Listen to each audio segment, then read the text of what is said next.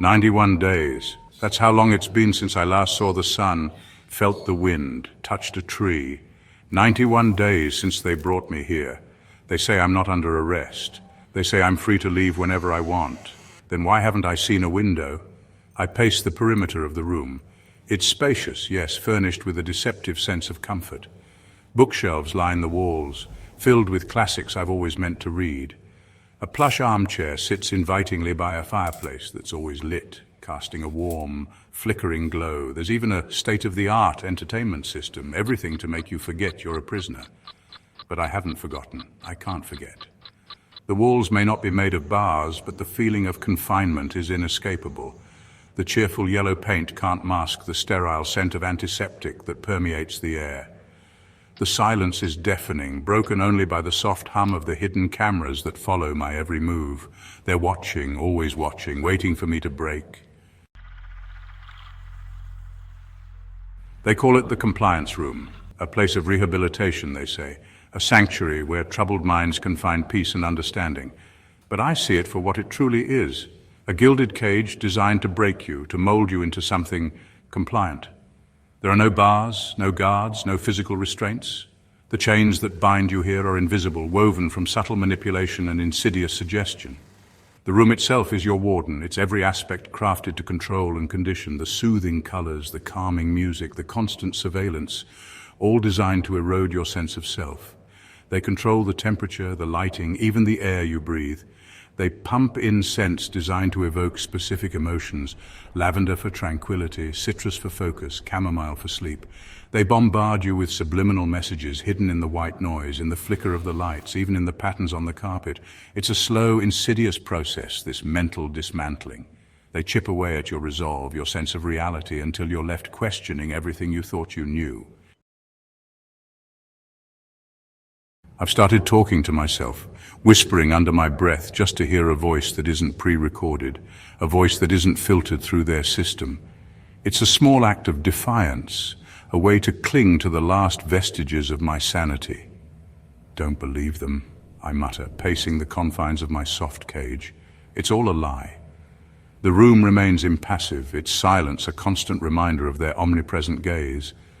But I sense a shift, a subtle change in the atmosphere. The air feels heavier, the silence more oppressive. I stop by the bookshelf, running my fingers along the spines of the books. They're all there. Orwell, Huxley, Atwood, the prophets of dystopia. A cruel joke or a subtle form of torture? The lights flicker, just a momentary lapse, but enough to send a shiver down my spine. They're watching. They heard me. Section 4. The video. They show me a video. A grainy, handheld recording of a protest. The streets are filled with people, their faces twisted in anger, their voices raised in unison, chanting slogans, waving banners, demanding change. Do you recognize this event? A voice asks, calm and emotionless. It emanates from the speakers hidden in the walls, always there, yet impossible to trace. I stare at the screen, my heart pounding in my chest. The protest seems familiar, but the details, they're hazy, like they're shrouded in a fog that clouds my memory. And then I see myself in the crowd, a younger, angrier version of myself, my fist raised high in defiance. That's you, the voice says, its tone sharp, almost accusing.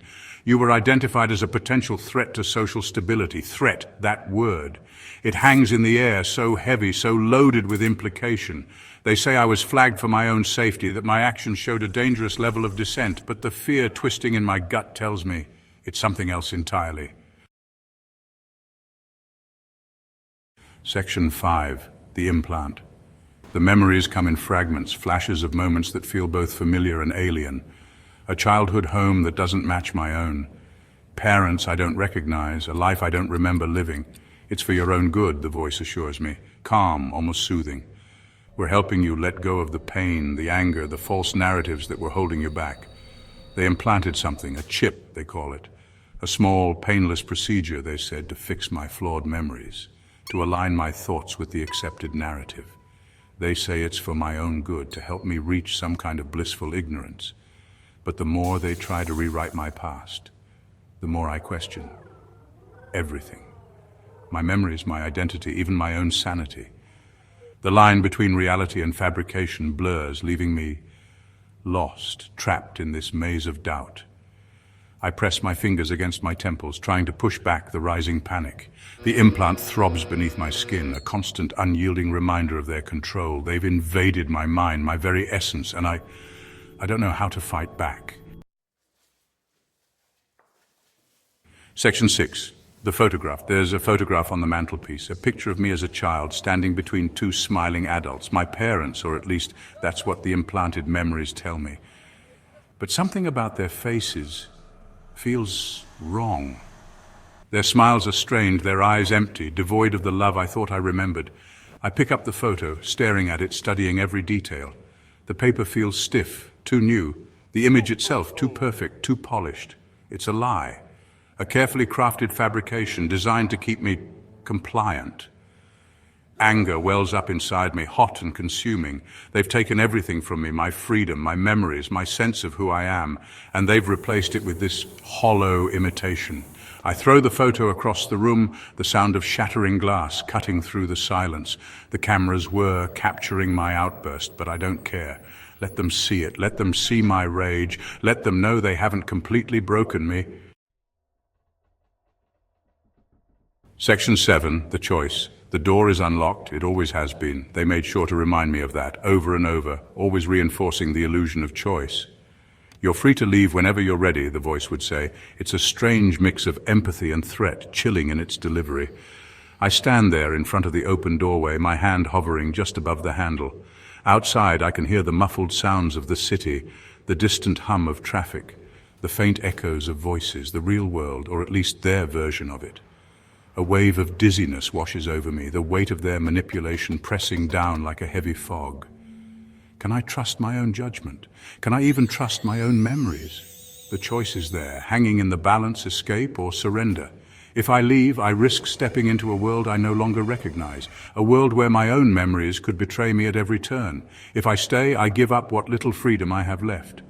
I become a willing prisoner in my own mind. I take a step towards the door, but then I hesitate. My heart is pounding, a relentless drumbeat of fear and uncertainty. What's waiting for me on the other side? Freedom? Or just another kind of cage? The decision is mine. This was a narrative rush. Stories that hit before your break's over. Some stories don't need an ending, just a way out. So, would you like tea or reflection time?